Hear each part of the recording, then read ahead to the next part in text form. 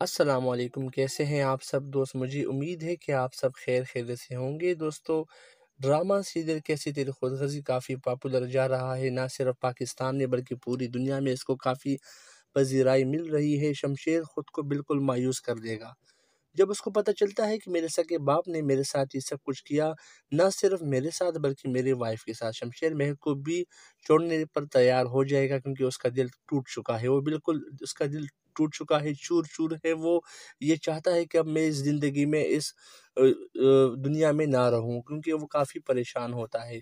उसको यकीन ही नहीं आता कि मेरे सगे बाप ने मेरे साथ इतना कुछ किया।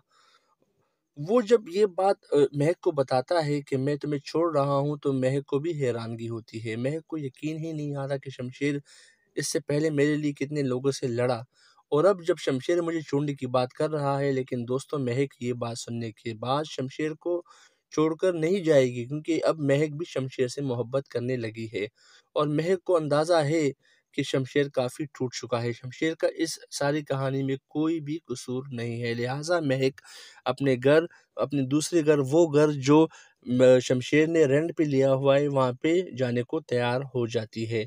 तो आने वाला एपिसोड काफ़ी इंटरेस्टेड होने वाला है। देखना ना भूलिएगा ड्रामा सीरियल कैसी तेरी